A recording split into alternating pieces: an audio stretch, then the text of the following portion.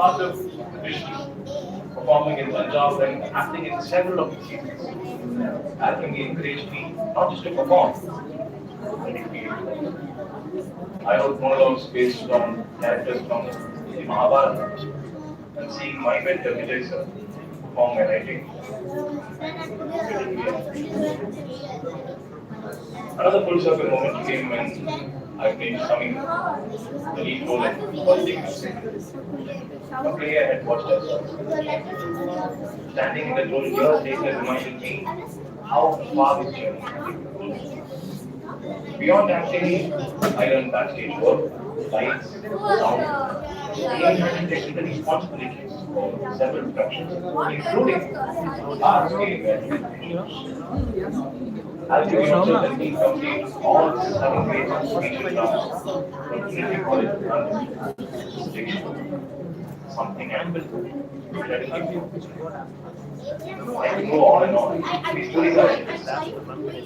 9-year-old boy walked in balcony, second class, second over the years, Alchemy transformed that shy and timid child into a confident adult, shaping not just my craft, but also gave me the confidence, gave me discipline that always.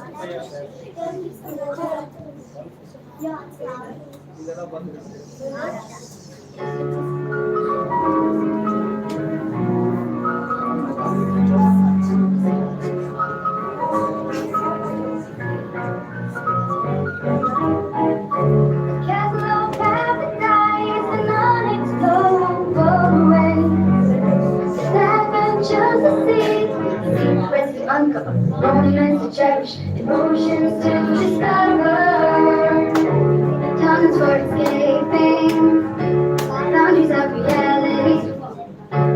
Now can be intriguing doors, like old imaginations, letting creations flooding, we build our stations.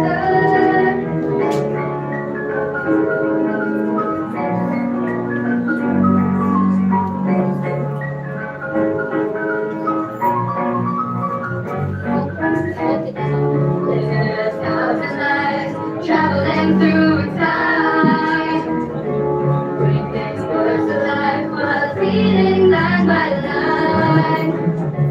Castle of paradise, books that I read and reread, that can captivate us, for us together, tales that leave us wonder forever. Time is for enduring, one is of creativity. Turning pages one by one, all of it left to done. None of us can ever stop, always read on. On the way to Hogwarts and Baker Street, we saw the glass slippers with Cinderella's feet. The Parmesan swimming with the Disney strokes. The sweetest betrayal, our hearts simply broke. Kalidas Shakespeare ended like the Ruskin bond.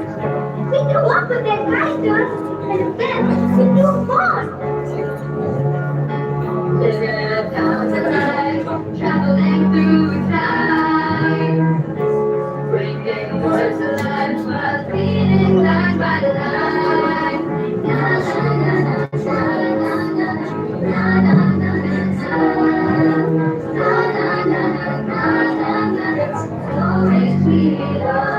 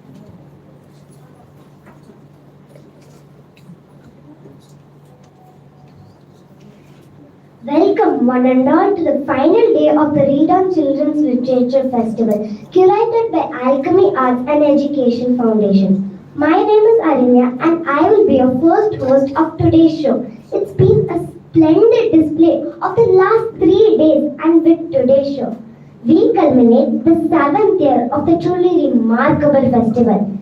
Yes, I said shows because we have 3 shows today. So we are going to immerse you into a sea of literature. Let us quickly dive into today's performance. Before I leave, wishing you all a happy Madras Day.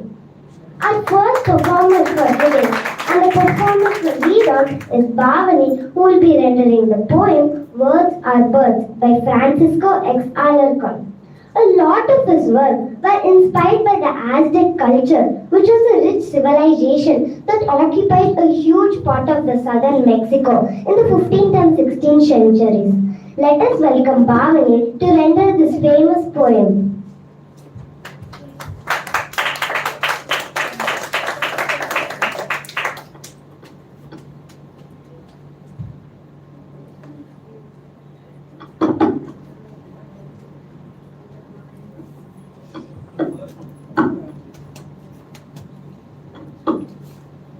Hello everyone, my name is Bhavini and today I am going to perform the poem Words Are Birds by Francisco X. Alarcon.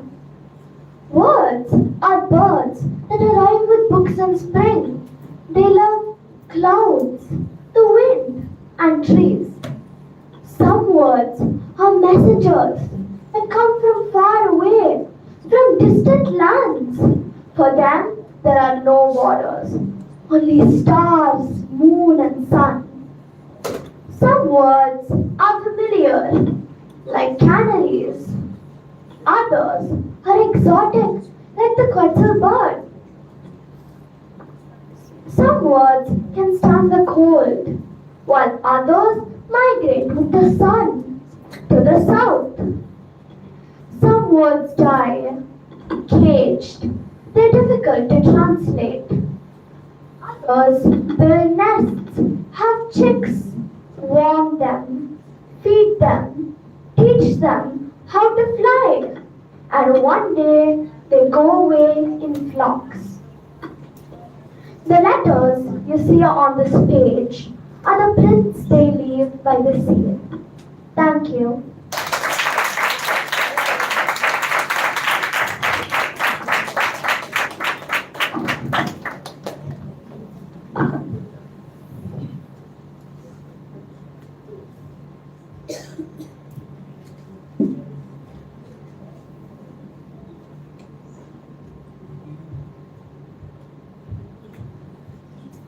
That was a lovely rendition, Bhavani. Our next performer is Rohit Shankaram, who will be narrating the story We Are in Play from the Elephant and the Piggy series by Mo Williams. Since the Elephant and the Piggy book series became popular, it was later adapted into one-act children's musical in October of 2021 at the Rene Little Theatre and is loved by children all around the world. Over to you, Rohit.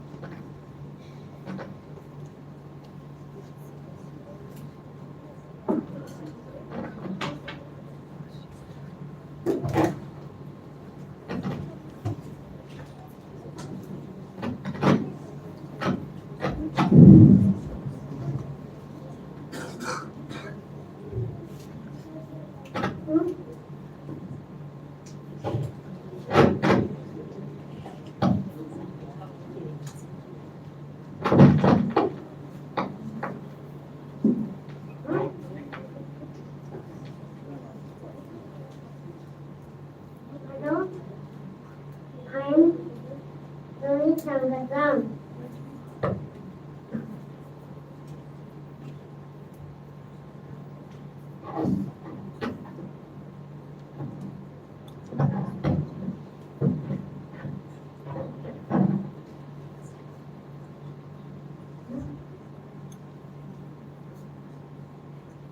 I'm going to perform a story called Gerard and Piggy.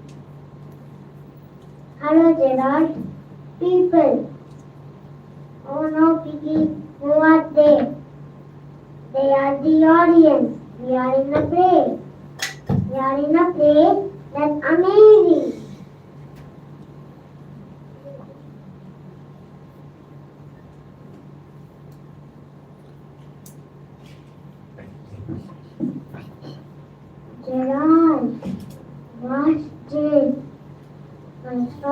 move, the audience will jump.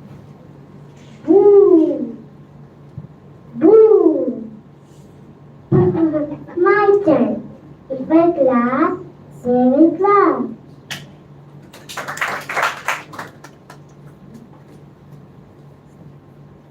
We are making the audience clap. We are famous.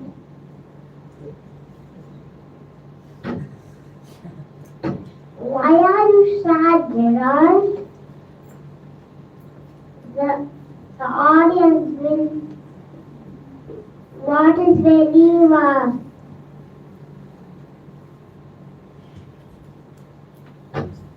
Do not worry, Gerald.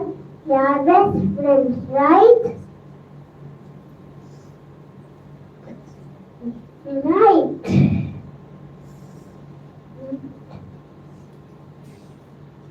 Was it book and say thank you. Thank you.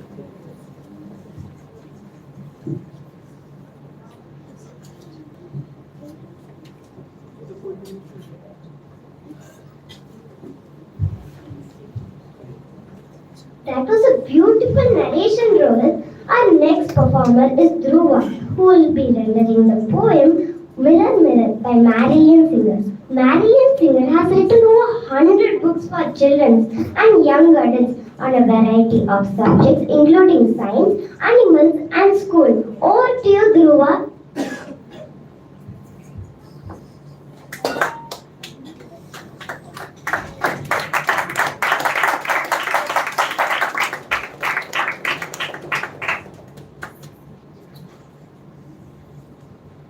Let me help you get some rest.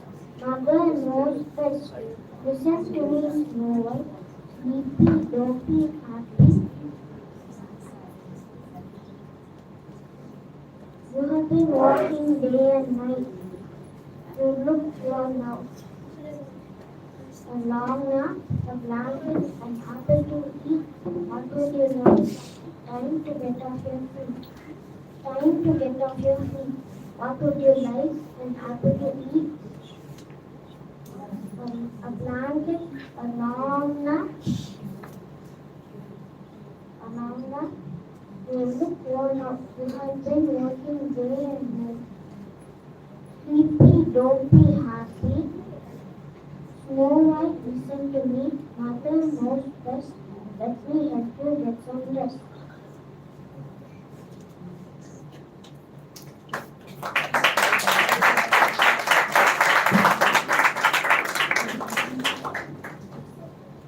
Thank you.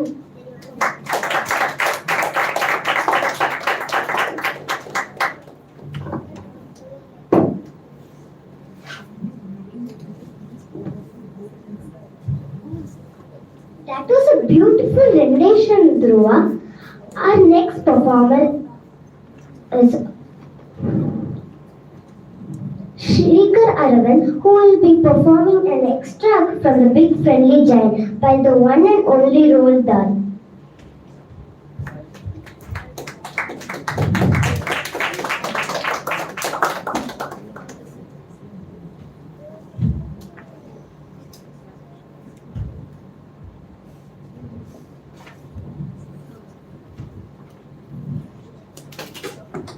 Hello everyone, my name is Shrikar. I am going to perform a monologue BFG from the novel BFG.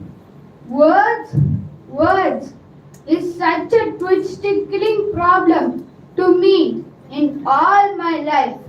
So, you must simply try to be patient and stop squibbling. As I is telling you what I knows what exactly to say, but somehow or the other, there is always getting squibbled up. And don't you go staring at my ears like that. They may look prosperous. You is only hearing thumping noises, while I is hearing the secret whisperings of the world. I can hear trees whispering across the forest and ants chattering as they walk across the dirt, and I can hear the stars singing in the sky. And best of all, I can hear the dreams. Thank you.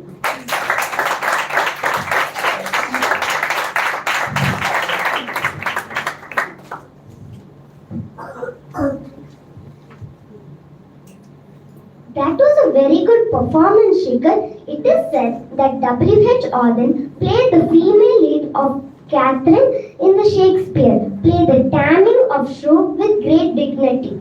We now have our next performer, Sakina, to render the poem If I Could Tell by W.H. Auden.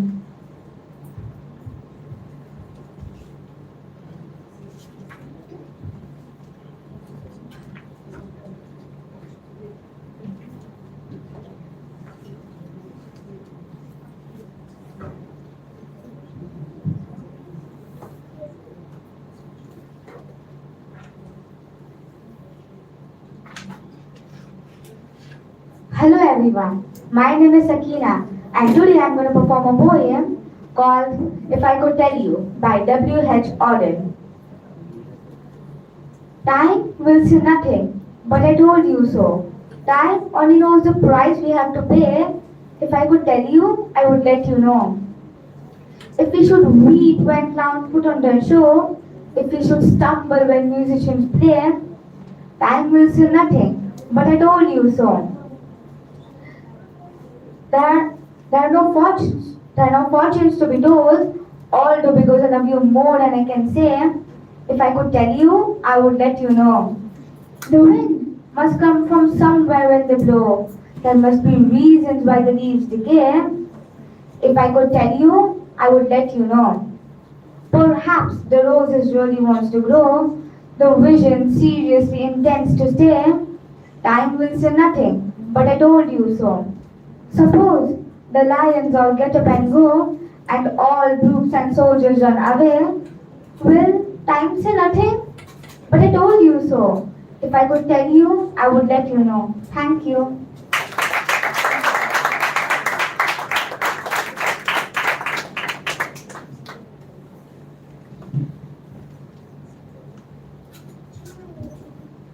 That was a very well rendered, Sakina.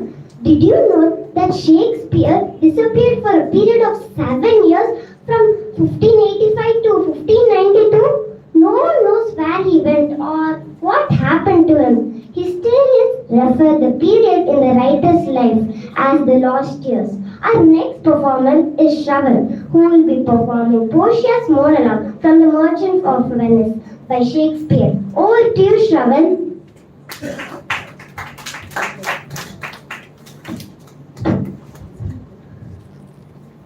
Hi everyone, my name is Shravan and today I am going to be performing The Merchant of Venice monologue of curated Portia. Shylock, the laws allow you to claim your bond. Antonio cannot deny it. But before you demand your payment, I ask you to show mercy. The quality of mercy is not forced. It falls gently like rain from heaven upon earth. It is greater than the power of kings. A king may wear a golden crown and have a golden staff and rule through fear, but mercy is stronger than any crown. It is an act of forgiveness, courage, and kindness. We all pray for mercy when we do mistakes, and when we ask others to forgive us, shouldn't we also forgive them? Therefore, Shylock, although justice is on your side, I ask you to choose mercy. Spare Antonio's life. Take the money offered to you and tear up this cruel bond. You won't? And the court must follow law? Antonia, prepare yourself. Shiloh, you may take your pound of flesh. Wait, there's one more. This bone gives you 1 pound of his flesh. It does not give 1 drop of his blood. So even if you spill 1 drop of Christian blood, your property will be taken under the law of Venice. And there is one more. You should cut exactly 1 pound. Not a little more, not a little less. If the weight is wrong by even the smallest amount, you will face punishment in the court. You demanded justice, Shylock, and now you deserve the justice. Nothing more, nothing else. What's the matter? Don't you want your pound of flesh? Will you take the money offered to you instead? No. You refused the money before. You demanded law, and law is what you shall receive. Let this be remembered. Justice without mercy can be cruelty. A person may win an argument but lose their humanity. True strength is not shown through revenge. It is shown when you have the power to punish but choose to forgive. You came here demanding for a pound of flesh, Shylock, but now you have remembered that law is sharper than any knife. Mercy is not weakness. Mercy is the greatest power of all. Thank you.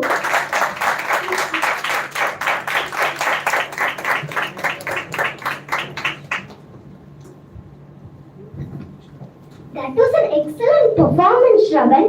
Our seventh performer for today is Ritesh, who will be performing the strange old monologue from the James and the Giant page by Roald Dahl. Did you know that Roald Dahl worked as a spy during the Second World War?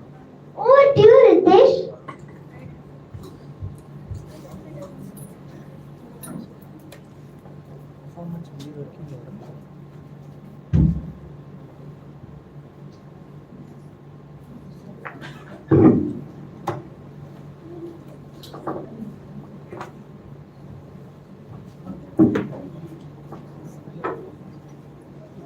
Hi everyone, my name is Ritesh. Today I'm presenting a monologue called James and the Giant Peach by Roald Dahl.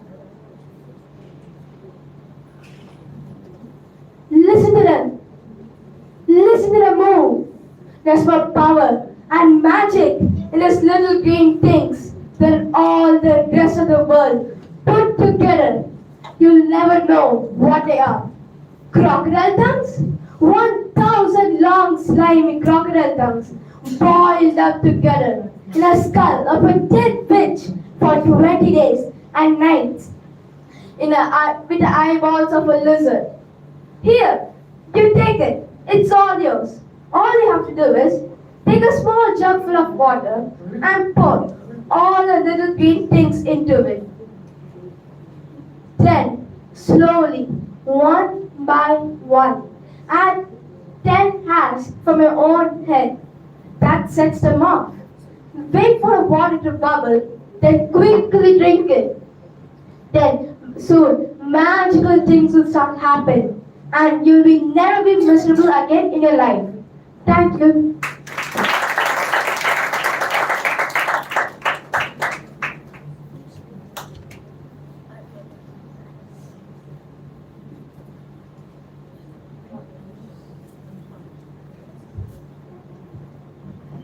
That was an interesting performance, Ritesh. Our next performer is K.A. Harish, who will be performing Jacko's monologue from the Shakespeare, As You Like It. Shakespeare is said to have drawn inspiration for this from Thomas Lodge's prose romance, Rosalind, published in 1590. Over to you, K.A.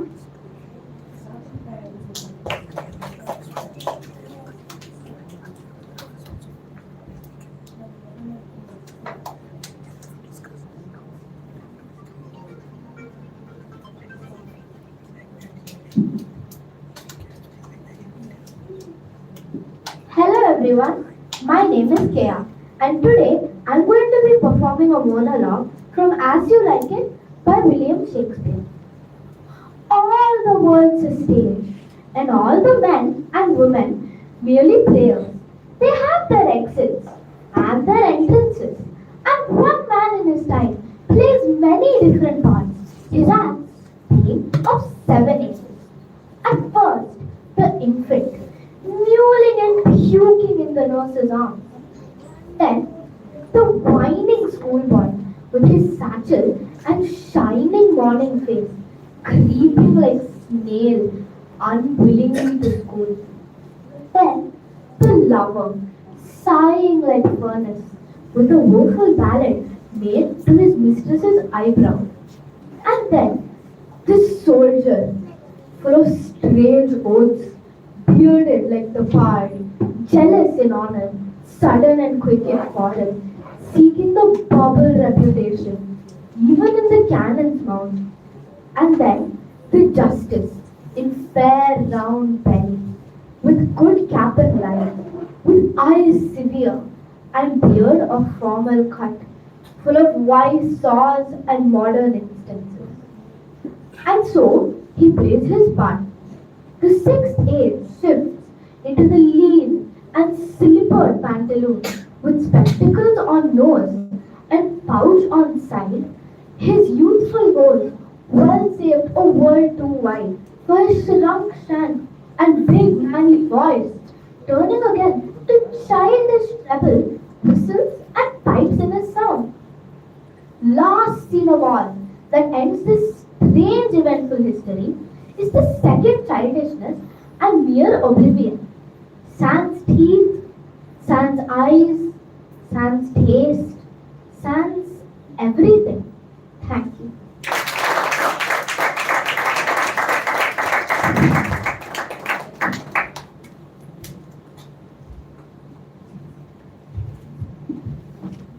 That was a lovely performance, Kira. With that, we come to the end of the first half of this morning's program. I will now hand over to the mic to my friend Krusha, who will host the second segment for this morning. Thank you for being a wonderful audience. Over to you, Krusha.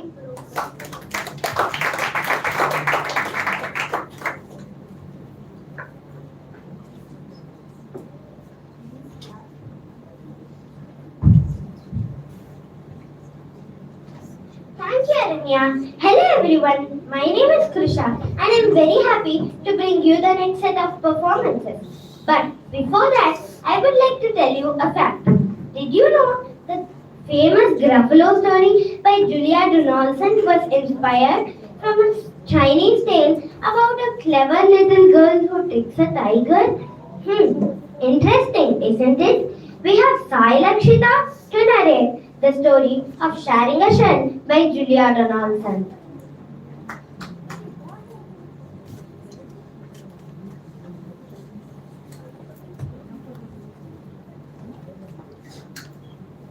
Hi everyone, my name is Sai Lakshita. Today I'm going to perform Sharing a Shell by Julia Donaldson. Once upon a time, there lived a little crab with no shell. One day, he found a beautiful empty shell and he quickly made it as his home. Soon a blobby purple sea anemone also wanted to share the shell, but a crab did not want to share the shell with her. But the anemone said that she could protect him with her stinging tentacles. So the crab agreed to share the shell with her and they became good friends. One day, a little bristleworm also wanted to share the shell, but the crab said, "No, there isn't enough space." But the bristleworm said that he could keep the shell clean and tidy, so the crab let him stay. 3 friends share one shell. The anemone protected them, the bristleworm kept the home clean, and the crab carried them safely around. After some time, the shell became too crowded. They became upset with each other and separate ways. Soon they realized how much they needed one another. The bristleworm found a new home and they came back together. 3 friends sharing a shell, happy as housemates can be. Thank you.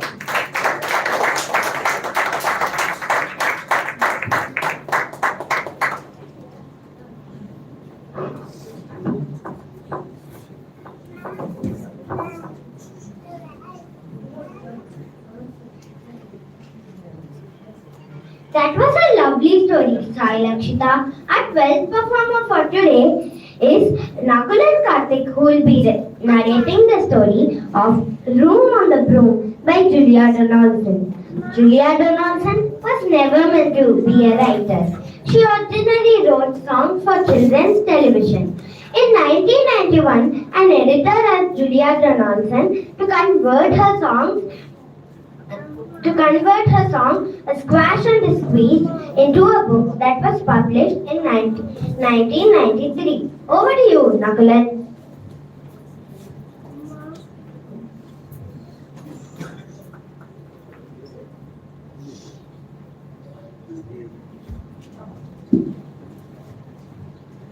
Hello everyone, my name is Nakulan and I am from grade 2 junior Sholingadanu Center and I will be performing a story called Room on the Broom.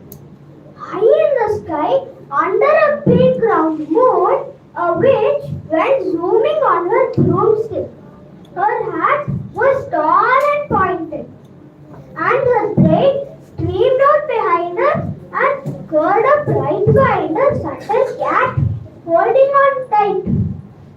They flew and they flew, laughing at the stars.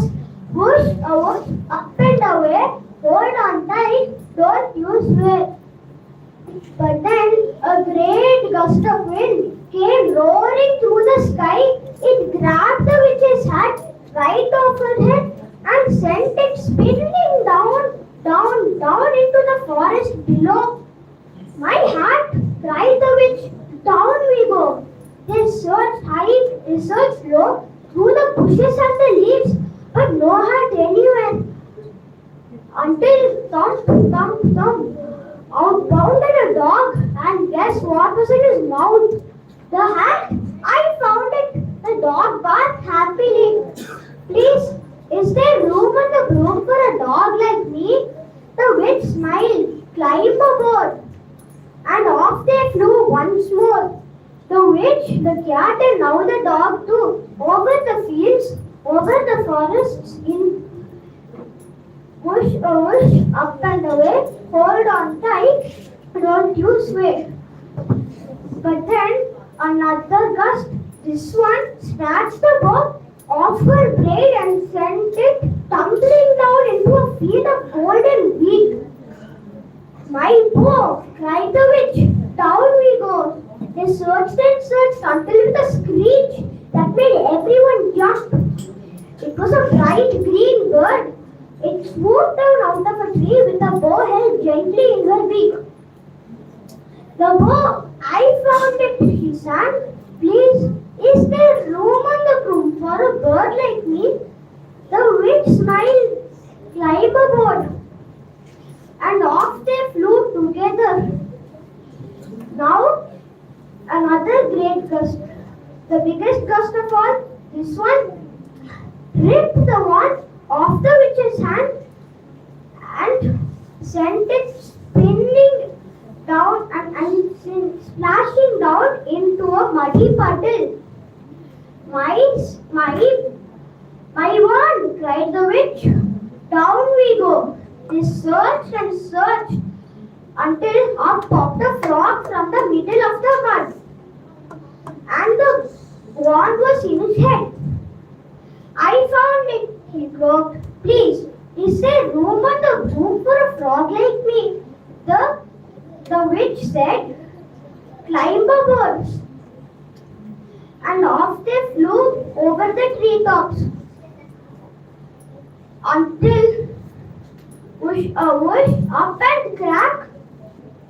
The broomstick broke and everyone went tumbling down into the forest below. The witch moaned and looking at her broken broomstick. And that's when they smelled something smoky and heard something stomping and saw two great big yellow eyes glowing in the dark. It was a dragon, scaly and hungry and looking right at the witch. The witch tried to run, but the dragon was far too fast. What could they possibly do?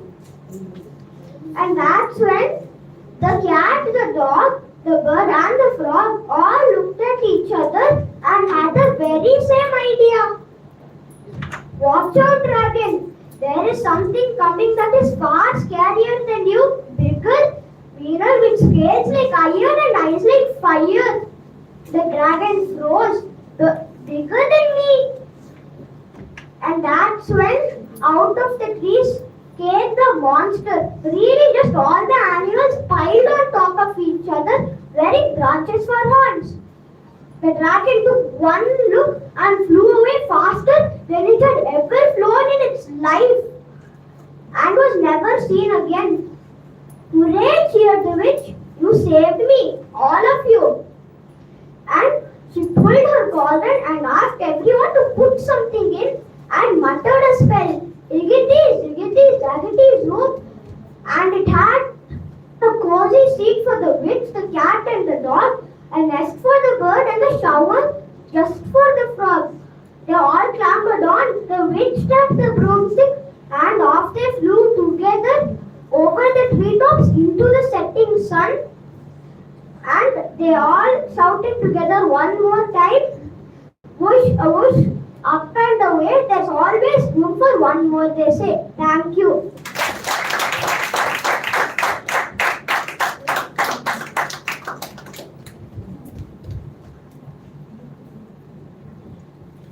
That was a splendid rendition, Nakulan. Shakespeare once said, words are easy like the wind. Faithful friends are hard to find. Indeed, friendship is far more than relationship. It is a very strong emotion, and who can be a better example for friendship than Krishna and Sudama? Now we have Akshar Arvind to narrate the story of Krishna and Sudama. Over to you, Akshar.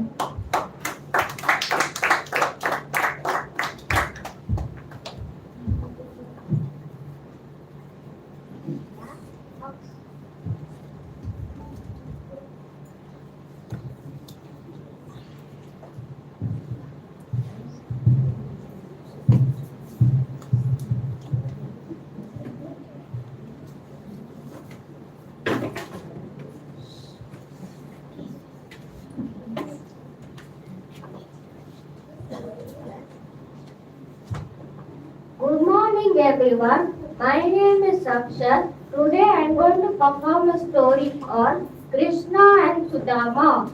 Long ago, Lord Krishna and Sudama were best friends who studied together in school. Many years passed and Krishna became a great king, but Sudama was very poor. One day, Sudama visited Krishna and bought a humble pouch of puffed rice as a loving gift.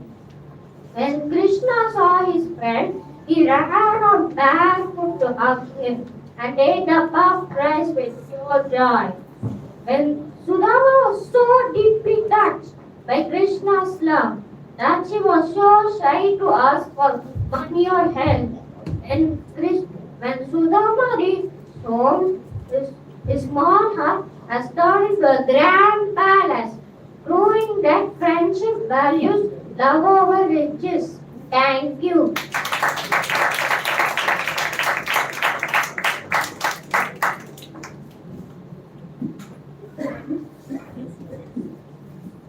That was heart-touching, Akshar. Our next performer for today is Avalokit, who will be performing a monologue from St. John written by George Bernard Shaw.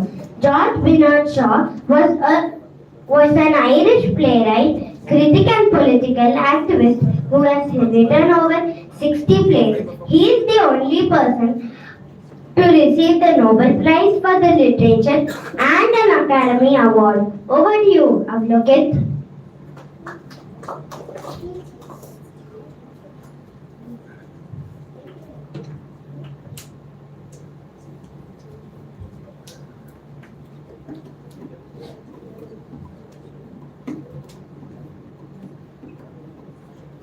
Good morning, everyone. My name is Avalokit. Today I am going to perform the St. George monologue from Pygmalion by George Bernard Shaw. Where would you all have been now if I have heeded the sort of truth? There is no help, no counsel in any of you. Yes, I am alone on earth. I have always been alone.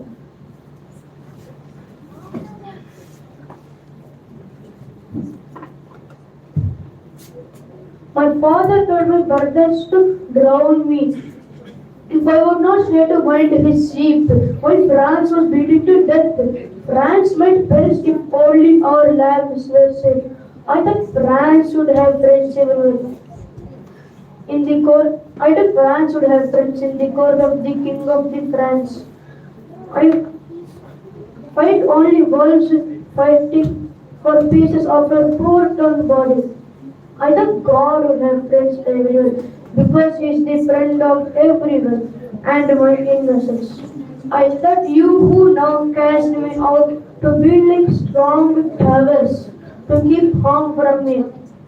But I am wiser now. Nobody is any the worse for being wiser.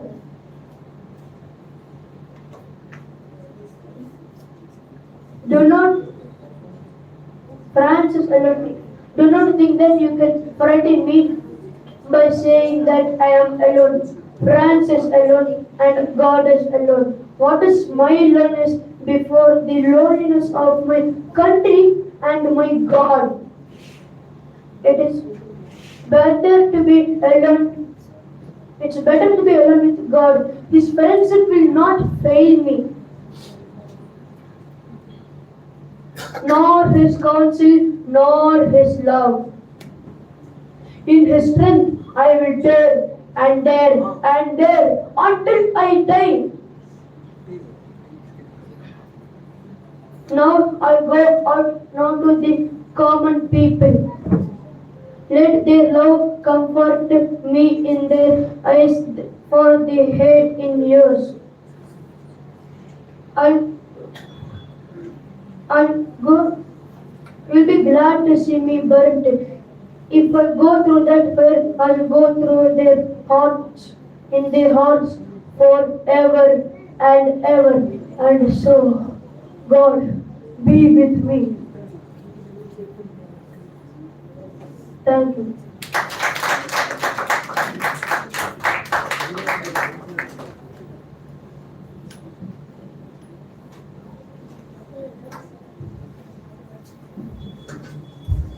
That was an excellent performance of the kids. Our next performer for today is Lalita Sonakshi, who will be performing Portia's monologue from The Merchant of Venice by William Shakespeare. Shakespeare is said to have written 37 plays and over 150 sonnets. No one is able to give an exact number because some of his writings have been lost over time, and it is said that the parts of his last plays were completed with the help of others. Over to you, Lalita Sonakshi.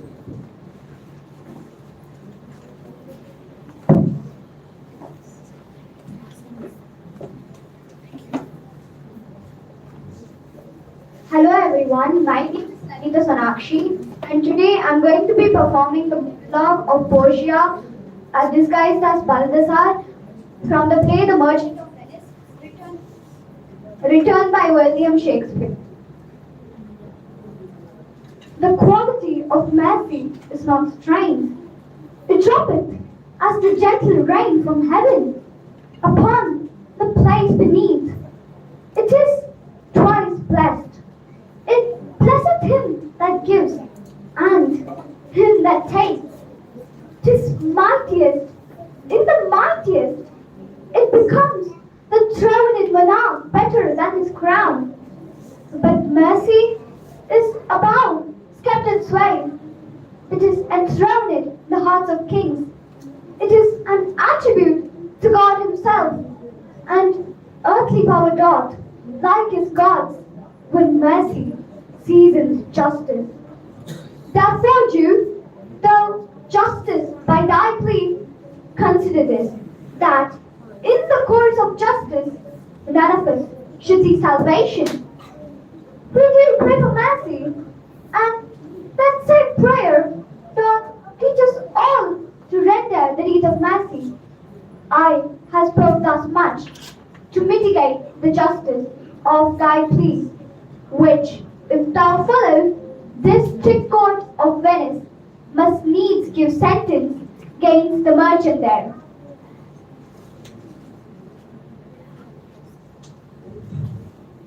Why, this bond is for fate, and lawfully by this the Jew may claim a pound of flesh to be by him cut off nearest the merchant's heart.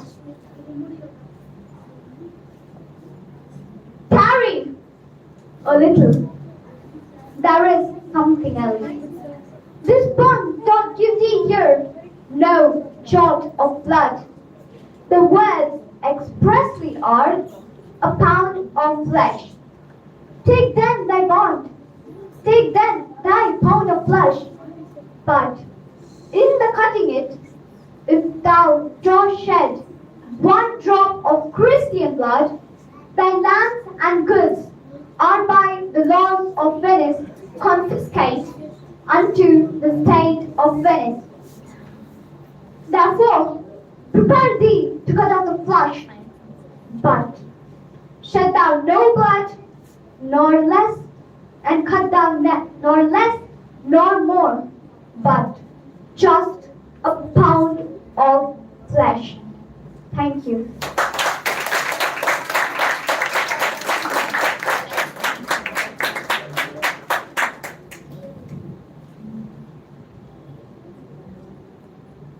That was a very good performance, Lalita Sonakshi. Our next performer is Lakshita, who will be rendering the poem Kindness by Naomi Shihab Naik. Naomi Shihab Naik served as a Chancellor of the Academy of American Poets from 2009 to 2014, where she advised and advocated the poetry community. Kindness is considered to be one of her best poems. Over to you, Lakshita.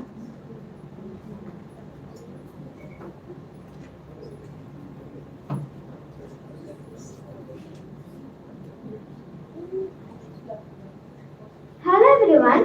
Today my name is Lakshita from grade 3 senior. Today I'm going to perform a poem called Kindness by Naomi Shihab Naik. Before you know what kindness really is, you must lose things. Feel the future. Dissolve in a moment like salt in a weekend broth. What you held in your hands, what you counted and carefully saved, all this must go. So I know how disrupted landscape can be between the regions of kindness. How you ride and ride, thinking the bus will never stop. The passengers eating maize and chicken will stare at the window forever. Before you learn the tender gravity of kindness, you must travel where Indian in a white poncho lies dead by the side of the road. You must see how this could be you. How he was someone who journeyed through the night with plans and a simple bread that kept him alive. Before you know, kindness has the deepest thing inside. You must know sorrow as the other deepest thing. You must wake up with sorrow. You must speak to it till your voice catches the threads of all sorrows. And you see the size of the cloth. Then it is only kindness that makes sense anymore. Only kindness that ties your shoes and sends you out into the day to mail letters and purchase bread.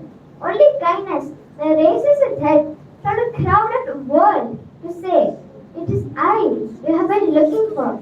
Then goes with you everywhere like a shadow or a friend. Thank you.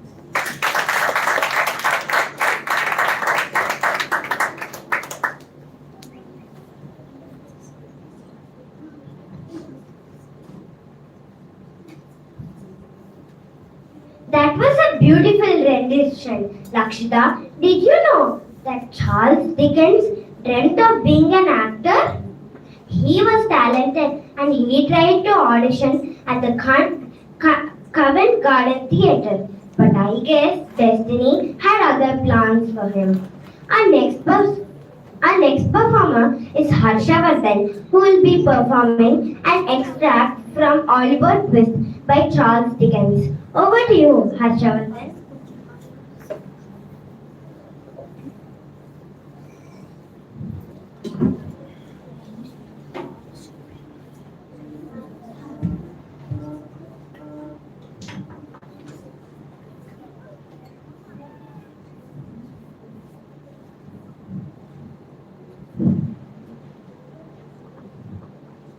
Hello everyone, I am Harshavardhan and I am going to perform an excerpt from Oliver Twist. Oliver becomes Fagin's pupil. Oliver slept till late the next morning. He opened his eyes but felt too sleepy to move. He lay there half asleep. There was no one in the room but the old man. He was standing by the fire making coffee. He looked towards Oliver, who was lying quite still. Then he slowly crept to the door and locked it. He bent down and lifted a brick from the floor. From hole underneath, he took out a box. He carried this carefully to the table and there he unlocked it. One by one, he took out its contents. Oliver watched him in astonishment. The old man held up a fine gold watch which sparkled with jewels. A beauty, laughed the old man. Then he drew out other watches and examined them. Then came the rings, necklaces, bracelets, and brooches. Fagin held them all with loving care. Suddenly, he turned his head towards Oliver, who was watching him. Oliver was awake. He had seen all. Fagin seized the penknife and sprang towards the boy. You were watching me. What have you seen? Tell me quickly. He stood over Oliver, ready to strike him with a knife. I couldn't sleep, sir. I woke up. I'm sorry, sir. Were you awake an hour ago? Oh no, sir. Are you sure? Fagin asked with the knife at the boy's throat. Certain, sir. Then it's well, my dear. I was joking. Fagin put the knife back on the table. I was only trying to frighten you, but you're a brave boy. A brave boy, Oliver. He laughed and rubbed his hands.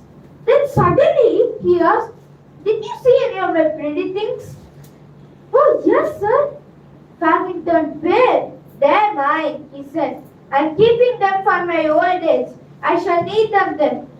I'll soon be a very old man, my dear. I must have something to live on when I can't work, mustn't I? Yes, sir, answered Oliver politely. Then he asked, may I get up now, sir? Certainly, my dear, certainly. Fetch the jug of water over in the corner over there. I'll give you a basin to wash in. Oliver went to fetch the water and he turned around, the box had gone. Oliver had hardly finished washing and the artful Dodger came in with a companion. This was Charlie Bates. They all sat down and had breakfast together. How Oliver enjoyed it! There was hot coffee, there were hot rolls, and even ham.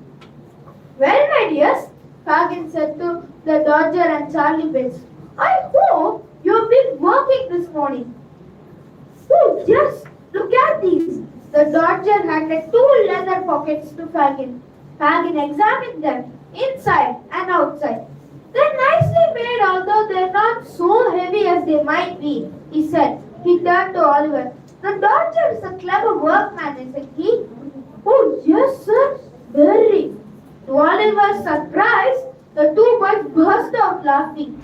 He is simple, isn't he? Exclaimed Charlie Bates. Now, Charlie, Fagin said, what have you got, my dear? Charlie showed him 4 silk handkerchiefs. Fagin examined them, rubbing his hands, and said, yes, they're good ones. But I'm afraid that the marks had to be picked up. We'll teach young Oliver to do that. Shall we, boys? Again, to Oliver's surprise, the boys burst out laughing. Would you like to pick the marks out? Fagin asked. Oh yes, sir. This answer also made the boy laugh. As green as grass, exclaimed Charlie Bates. That breakfast was a merry one. When it was over, Fagin, in high spirits, asked the Dodger and Charlie Bates, "Shall we show Oliver our game, boys?" he said. He turned to Oliver. "Would you like to play a funny game, my dear?" "Oh, yes, sir." They played a strange game. Fagin put the watch in one pocket and a pocket book in another. He pretended that he was an old gentleman out for a walk. Now and then he stopped, pretending that he was looking in a shop window. The Dodger and Charlie Bates crept after him. Like shadows, they crept after him. When Fagin stopped, they stopped. When Fagin moved, they moved. Suddenly, the Dodger stepped on Fagin's foot. Charlie Bates pushed the old man from behind. In that moment, the boy snatched the watch and pocketbook out of Fagin's pocket. It was done so quickly that Oliver could not believe his eyes. But Fagin was so funny that Oliver had to laugh. He laughed till he cried. This game was played several times. Then Fagin said to Oliver, "Now you try, my dear." He put a silk handkerchief in his pocket. "See if you can take this without my knowing it." Oliver was eager to please the old man. He crept up behind him. Just as the Dodger had done, he held the bottom of Fagin's pocket with one hand, and with the other he snatched the handkerchief. "Is it gone?" asked Fagin in surprise. "Look, sir, I've got it." "You're a clever boy, my dear." He laughed and said, rubbing his hands, "Here's a shilling for you. If you go on like this, you'll be a great man. A great man, Oliver." He laughed and rubbed his hands and gave a wicked smile. Then he went on, "But you have a lot to learn first. You'd better begin by picking those marks out of those handkerchiefs. Come here, I'll show you how to do this." Oliver was soon busy over this task. Thank you.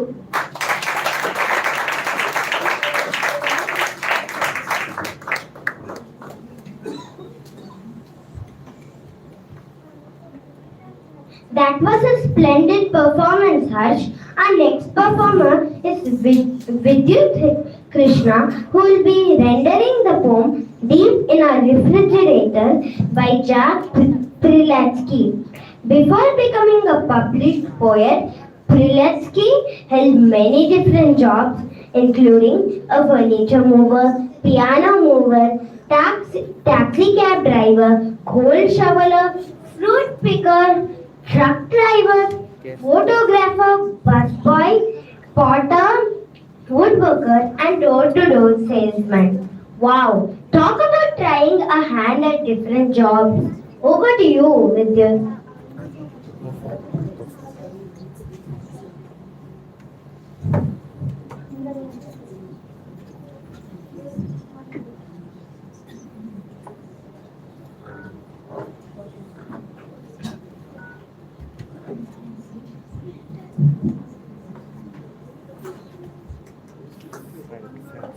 Hello everyone, I am Vidyut Krishna and I am going to perform a poem called Deep in a Refrigerator by Jack Prilatsky. Deep in a refrigerator, that's a special place for food that's been around a while. Keep it just in case. Probably too old to eat. My mother likes to say, but I don't think it's old enough for me to throw away. It stays there for a month or more to ripen in the cold, and soon we notice fuzzy clumps of multicolored wood. The clumps are larger every day. We notice this as well. But mostly, what we notice is a certain special smell. When finally it all becomes a nasty mass of slime, my mother takes it out and says, apparently it's time. She dumps it in the garbage can, though not without regret, that fills the space with other foods. That's not so ancient yet. Thank you.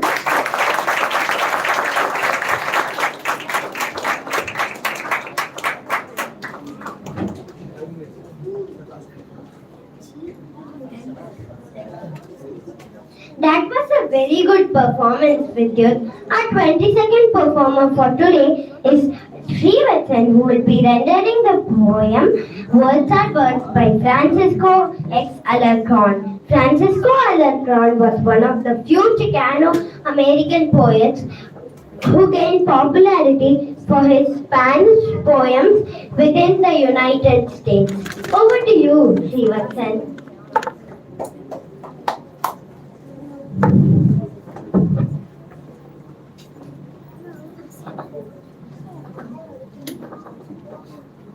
Hi everyone, my name is Srivatsan. Today I will be performing a poem called Words Are Birds by Francisco X. Alacron. Words are birds that arrive with books and spring. They love clouds, winds and trees.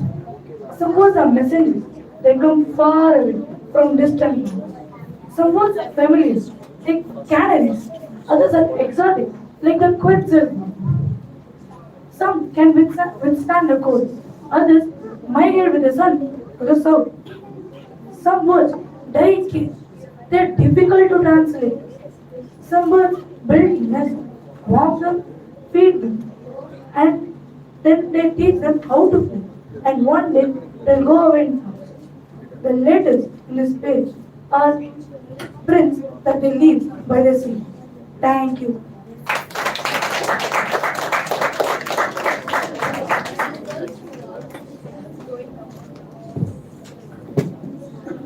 That was an incredible rendition, Srivatsan. That brings us to the end of this morning's performances. We'll be back for more amazing performances in the afternoon. Till then, good day.